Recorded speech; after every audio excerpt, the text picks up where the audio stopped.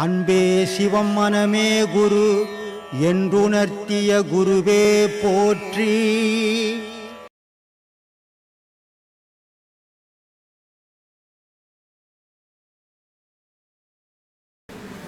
நம்ம இந்த பாடம் மூலிமா அனுபவம் உடலில் வந்து இந்த பிடரியில் உச்சியில் புருவ மத்தியில் இந்த உணர்வு ஏற்படுது.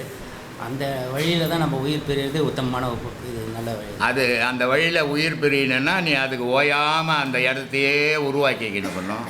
ஏதோ ஒரு நாளைக்கு உருவாக்கிட்டு அங்கே விறுவிறுந்துச்சின்னு சொன்னால் இதனால் நமக்கு அந்த வழியில் போவோம்னு நினச்சிக்காதீங்க. உயிரினுடைய தன்மை எப்படின்னா 9 நவதுவார வழியாக தான் உயிர் பிரியும். ஞானிக்கு மட்டும்தான் 3 இடத்துல உயிர் பிரியும். பிடரியில் உயிர் பிரியும், உச்சியில் உயிர் பிரியும், புருவ மையத்தில் உயிர் பிரியும். இது மகானுக்கு மட்டும்தான், மனுஷனுக்கு இல்லை. ஆசையை வளர்க்குற மனுஷனுக்கு அது சாத்தியமே கிடையாது. சைவம் அசைவம் நம்ம சாப்பிட்ற உணவில் மட்டுமா, நம்ம எண்ணங்களில் கூட அந்த மாதிரி மாற்றம் வருங்களா? எண்ணங்கள்ல எல்லாம் கிடையாது. எண்ணங்கள் ஏற்படுத்தால் தான் நீ சைவம் அசைவத்துக்கு போகிற. கறி சாப்பிட்லாம், நீ எண்ணெய் ஏற்படும் போது தான் கறி கடிக்கு போகிற. இல்லை கறி சாப்பிடக்கூடாது, அது பாவப்பட்ட பொருள், அது இன்னொரு உடல், அது அதை நம்ம சாப்பிடக்கூடாது, காய்கறியை சாப்பிட்லாம் அப்படின்னு எண்ணங்கள் ஏற்படும் போது தானே காய்கறி கடைக்கு போகிற. அப்போ அசைவமும் சைவமும் உன் மனசுலேருந்து எழுதுகிற எண்ணத்தில் தான் இருக்குது. அதனால் எண்ணத்துலேயும் அசைவம் சைவம் இருக்குது. சொல்லு. உபதேசம் வந்து நம்ம மனபலத்துக்கு மட்டுமே அடித்தளமாக இருக்குது. ஆமாம். இந்த உபதேசத்தினுடைய நிலை என்ன அப்படின்னா, சின்ன சின்ன விஷயத்துக்கு ஊன்னு ஆடம்பரமாக கொண்டாடுறதும், சின்ன சின்ன துக்கத்துக்கு அதோட சோர்ந்து ஊழ்ந்து போதும், ரெண்டும் இருக்காது. இதில் ரெண்டையும் சமமாக எடுத்துக்க மனசு. சின்ன சின்ன விஷயம் இனிமேல் என் வாழ்க்கையே இல்லைன்னு போகிற நிலையை உண்டாக்காது. அட போடா இது போனால் போது அடுத்தது பார்க்கலான்ற தைரியத்தை கொடுக்கக்கூடியது இந்த பாடம். அதே நேரத்தில் இந்த பாடத்தை நீ இந்த உலகத்தில் நீ ஒரு தாயினுடைய கர்ப்பத்திலேருந்து எதை வச்சு உலகத்துக்கு வந்த? நீ எதை வச்சு வந்த? காற்று மூலியமாக இந்த உலகத்துக்கு தாயினுடைய கர்ப்பத்திலேருந்து ஒச்சிக்கின்னு வந்து பூமியில் ஊந்து.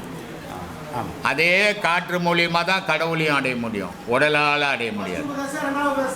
அப்போ காற்று மூலியமாக அடையணும்னு சொன்னால் உன் உடலை மறக்கணும், உயிரை நினைக்கணும். ஆனால் உயிரை நினச்சிட்டு உடலே உயர்ந்த பொருள் அப்படி நினச்சிக்கின்னு இருந்தீங்கன்னா இறைவனை சேர முடியாது. மன அமைதியாக இருக்கலாம், மனதைரியமாக இருக்கலாம், கடவுள்கிட்ட போக முடியாது. கடவுள்கிட்ட போனோன்னா நீ உடலை மறக்கணும், உயிரை நினைக்கணும். அசவை என்றால் என்ன? அசவை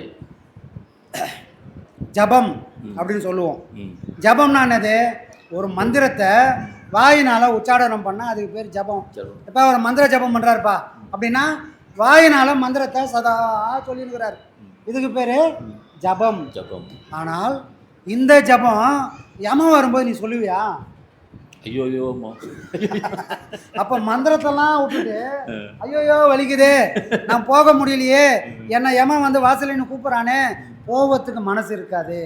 அப்போ யமன் வரும்போது உன்னால் ஜபம் பண்ண முடியுமா? முடியாது. அப்போது நீ ஒரு குருவை பிடி, அவரு உனக்கு ஜப மந்திரம் கற்றுக் கொடுக்க மாட்டார், அசபா மந்திரம் கற்றுக் கொடுப்பாரு. அந்த அசபை தான் என்னன்னு சொன்னால் இந்த பேசாத மூச்சு தான் அசபை. அது பேசுது, அது பேசாமல் நின்று போச்சுன்னா எனக்கு பேர் போனோம். அது பேசுகிற வரைக்கும் நான் பேசுவேன். அப்போ அதுக்கு பேர் என்னது? அசபை. பேசாத மந்திரம் எதுவோ அதுதான் அசபை. வரும்போது ஐயான்றுவோம். ஐயா அசபா மந்திரம்னா பேசாம எழுத்து அசபை. அது வாயினால உச்சாடம் பண்ண முடியாது, அது சதா சர்வகாலம் இயங்கினுக்குது. அதனாலதான் குருமார்கள் பார்த்தா மூச்சு மேல கவனம் வைனாங்க. இது பேசாத மந்திரம்பா. இந்த மந்திரம் யமன் வந்தா இல்ல, யாரும் வந்தாலும் உன்னால பண்ண முடியும். மற்ற மந்திரம்லாம் யமன் வந்தவொடனே நீ பரிதவிப்ப. ஆனா இந்த மந்திரம் அஜபா மந்திரம் ஓதனா யாரு வந்தாலும் இந்த மந்திரத்தை நீ கைவிடவே மாட்ட. அப்ப அந்த அது என்ன சாமி அசை ஓடி நிக்குதுல்ல, இதுதான் யமன் வந்தியா வந்து உட்காருப்பா, நான் டைம் வந்தோடனே நானே வந்துடுறேன் அப்படின்னு சொல்லக்கூடிய தைரியம் வந்துடும். ஐயா சொல்லுவாரு, ஒருக்க தம் அடிப்பாரு. அப்போ வந்து இந்த அசவி மந்திரம் சொல்லிடுறேன் சாமி. ஒருக்க தம் அடிப்பாரு. என்ன சாமி உடம்பு சரியில்லை, தம் அடிச்சுன்னு இருக்கிறீங்களே, இதை கொஞ்சம் விட்டால் நல்லா இருக்குமே, எங்களுக்கு நீங்கள் இல்லைன்னா யார் கற்றுக் கொடுப்பா அப்படின்னு அவரை கேட்டேன்னா அவர் சொல்லுவார், டேய் இதை எதுக்கு அடிக்கிறேன் தெரியுமா? இதுக்கும் எனக்கும் சம்மந்தமே இல்லை. ஆனால் இதை பிடிக்கிறதுனால என் உடம்பு கெடும். இது எனக்கு நல்லா தெரியும். என் உடம்பு கெட்டாதான் யமன் என்கிட்ட வருவான். அப்போ யமன் வந்து என்கிட்ட மண்டி போடணும். அதை நான் பார்க்கணும். ஐயா நீங்கள் வருவீங்களான்னு அவன் கேட்கணும். யமனையே மண்டி போட்டு அவன் கேட்டு கெஞ்சி கூத்தாடின பிறகு தான் நான் வரேன் உக்காரு அப்படின்னு சொல்லணும். இந்த மந்திரம் தான் அஜபா மந்திரம். புரியுதுங்களா? இதனால தான் ஐயா சமாதி ஆகும்போது அவரோட உடம்புல பல அறிகுறி இருந்தது.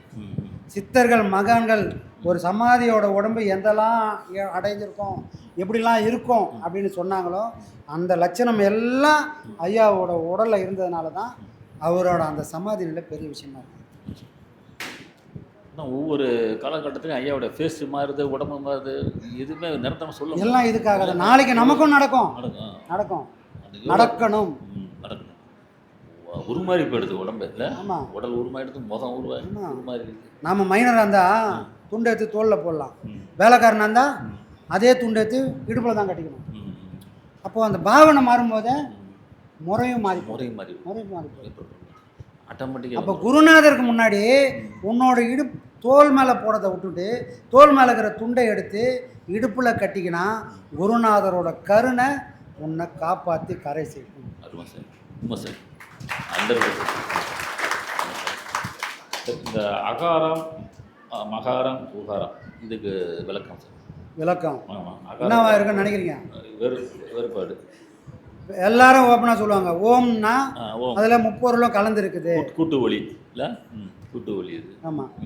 இந்த உடல் எதனால் உருவானது? உடல் எப்படி இந்த உடலுக்குள்ளே உயிர் வந்து சேர்ந்தது? உடலை அம்மா தயார் பண்ணிட்டாங்க, ஆனால் அதுக்கு சொந்தமான உயிர் இல்லை. அம்மாவோட உயிர் தான் இந்த உடலை வளர்க்குது. அம்மாவோட உணவு தான் இந்த உடலை பெருசாக்குது. அப்போ இதுக்கு இந்த உயிர் காரணமான அதிபதி யாருன்னா தாய். அப்போ தாயானவ தன்னோட தொப்புள் கொடி மூலமாக இந்த உயிரை வளர்த்து இந்த உடலை வளர்த்து பக்குவமாக வச்சுக்கிறான். யாருக்காக அப்படின்னா நான் வந்து உள்ளே போகணுங்கிறதுக்காக. அவள் என்னெல்லாம் கனவு கண்டாலோ அந்த மாதிரி ஒரு உயிர் இந்த உடம்புக்குள்ளே வரணும். அந்த மாதிரி ஒருத்தன் எனக்கு மகனாக பிறக்கணும், மகளாக பிறக்கணும்னு 10 மாதமும் ஒரு தாய் தவம் இருக்கிறான். அந்த எண்ணம் பதிவாகணும். தாயோட எண்ணம் பதிவாகணும். அப்போ அந்த எண்ணத்துக்கு ஏற்ற மாதிரி வெளியே வந்து விழுந்த கருவுக்குள்ள இந்த இந்த ஆன்மாவை வந்து உள்ளே போகணும். அது எப்படி பூரும் அப்படின்னு சொன்னால் இந்த ஓங்காரமாக தான் அது பூரும். இப்போ இந்த ஆன்மா ஏற்கனவே உள்ள பதிவு தானே உள்ளே போகுதுன்றீங்க. ஏற்கனவே செஞ்ச பாவ புண்ணிய பதிவு தானே ஆன்மாவில் உள்ளே போகுது. அப்போ இவங்க தாய் ஒரு எண்ணம் பதிவாகுதுல்ல, இது ஒரு கிளாஸ் ஆகுதுல்ல. அப்போ தாயோட எண்ணத்துக்கு ஏற்ற மாதிரி உடல் தயாராகும். உடல் தான் தயாராகும். அவங்களால அத்தனை முடியும், அதான் முடியும். ஒரே கவலை, பொண்ணு கர்ப்பவதி ஆகிறா. ஒரு தாய் அந்த கருவை தன்னோட வயிற்றுல சுமக்கும் போது அந்த தாயானவ நிறைய கஷ்டங்களை அனுபவிச்சு நம்மளை சுற்றி இருக்கிற சூழ்நிலை பாதிக்கப்பட்டால் கண்டிப்பாக அந்த கருவும் அதோட பாதிப்பை கண்டிப்பாக சுமக்கும். ஆனால் 1000 துன்பங்கள் வரட்டும், துயரங்கள் வரட்டும், பரவாயில்லப்பா, இதெல்லாம் ஒரு 10 மாதம் நான் தாக்கு பிடிச்சி நின்று இந்த கருவை நான் எப்படியாவது ஒரு நல்ல ஒரு குழந்தையாக உருவாக்கணும்னு அந்த தாய்க்கு உண்மையிலேயே அக்கறை இருந்தால் தன்னை சுற்றி நடக்கக்கூடிய எதையும் காது குத்து வாங்காமல் இறைவனோட சிந்தனையிலிருந்தே அந்த கருவை உருவாக்கினால் இதனால் உருவான கரு நோய் நொடி இல்லாமல் பிறக்கும். அப்போ நோயோட உடம்பு வருது காரணம் என்னன்னா இந்த தாயோட கவலை. இந்த உடலே ஒரு நோயோட உடலாக பிறந்து கொண்டு வருது. நினைப்பு வருது.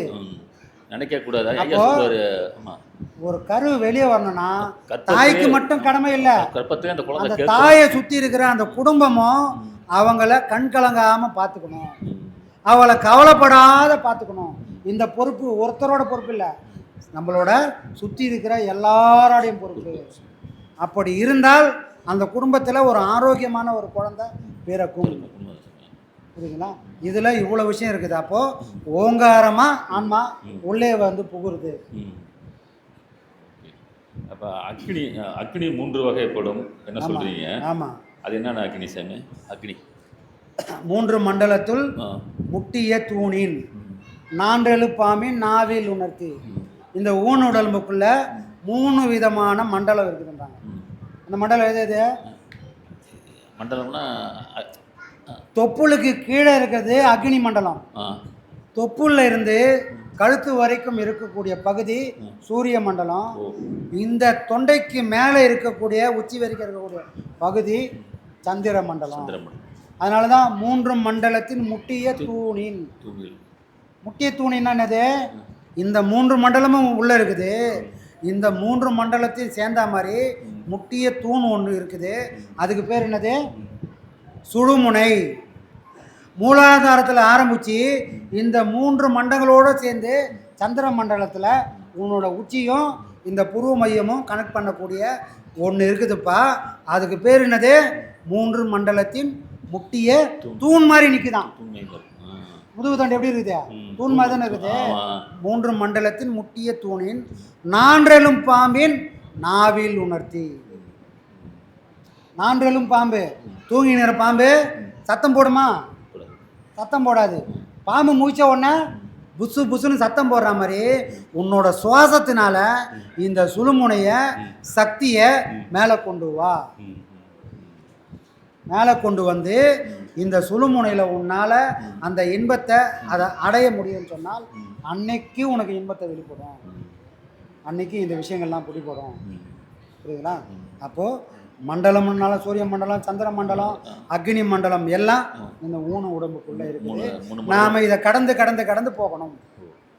இதில் வந்து போஜாக்கினி, காமக்கினி, யோகக்கினி 3 அக்னி இருக்குல்ல? ஆமாம், இல்லை சேர்ந்தது தான். அப்புறம் கடைசி சென்னி என்றால் என்ன சொன்னீங்க? சென்னி. சென்னி சென்னினா தலை.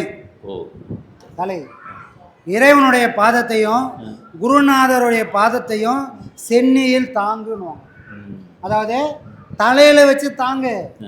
அந்த மாதிரி தலையில் வச்சு யார் தாங்குறாங்களோ அவங்களுக்கு கண்டிப்பாக பிறவின்றது முக்தின்றது கண்டிப்பாக கிடைக்கும்.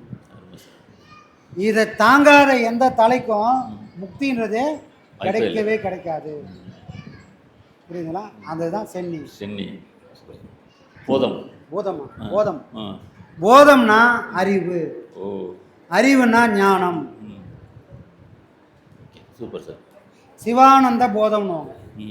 சிவானந்த போதம்னான்னு அர்த்தம் சிவனை பற்றின ஞானத்தை மொத்தமாக வச்சுருக்கக்கூடிய ஒரு புத்தகம், ஒரு கலை. அதுக்கு பேர் சிவானந்த போதம். சார் ரொம்ப எனக்கு ஞானத்தை கரைச்சி வச்சிருக்கேன். இதெல்லாம் ஐயா போட்ட ஐயா சிங்கமாக நீங்கள் சிங்க குட்டி சாமி நான் அடித்து சொல்லுவேன். ஞான சிங்க குட்டி சாமி நீங்கள் ஐயாவுடைய இல்லை, உண்மையிலே சான்ஸ் இல்லை சாமி. ஏன்னா தெரியாததெல்லாம் டக்கு டக்குன்னு சொல்கிறீங்களா சாமி ஐயா மாதிரி. இப்போ சிங்க குட்டி தானே சாமி, சிங்கத்தை பொறுத்த சிங்க குட்டி தானே இருக்கணும், இருக்க முடியும். எல்லாம் ஐயாவோட காரணம் சாமி. நன்றி சாமி. எல்லாருக்குமே அது கிடைக்கும் சாமி. கண்டிப்பாக அது எல்லாருக்கும் கிடைக்கணும்னு தான் நாம் இவ்வளோ பாடுபடுறோம். சூப்பர். கண்டிப்பாக இந்த நிலை எல்லாருக்குமே கிடைக்கும். ஏன்னா இது ஒரு ஆள் மட்டும் இருக்கிறதுனால ஒரு பெருமையும் இல்லை. இங்கே வந்திருக்கக்கூடிய எல்லாரும் இந்த இன்பத்தை அடைஞ்சா அதை விட பேரானந்தம் வேற என்ன இருக்குது? இவங்க எல்லாரும் அடைஞ்சிட்டா அதை நம்மளே அடைஞ்ச மாதிரி. கண்டிப்பாக சார், கண்டிப்பாக நீங்கள் சாமி வழிநடத்தி கொண்டு போகணும் சாமி. கண்டிப்பாக பாதையை எல்லாமே சாத்தியம் சாமி. விடுறது கிடையாது சாமி. நம்ம கண்டிப்பாக விடுறது கிடையாது. கண்டிப்பாக. ரொம்ப நன்றி சாமி. ஆத்மான சாமி. ஆத்மா சாமி.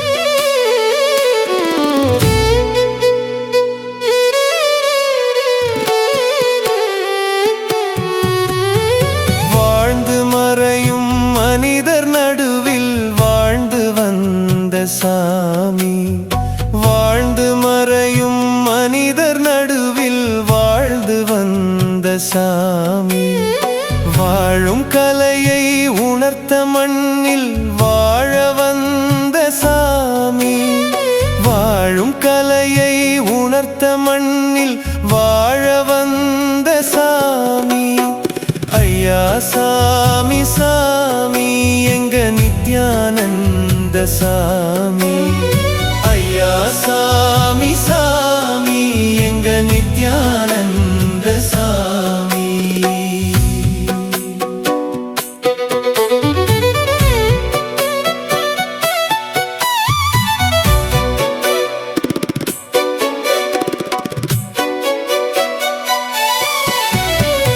ஆதி அந்தம் அற்றதாக இருப்பதுதான் சாமி ஆதி அந்தம் அற்றதாக இருப்பதுதான் சாமி நித்யானந்தம் என்று இங்கு இருந்தந்த சாமி நித்யானந்தம் எங்கு இங்கு இருந்தந்த சாமி ஜீவராசி வாசியாசி வாங்க வேண்டும் என்று ஜீவராசி வாசியாசி வாங்க வேண்டும்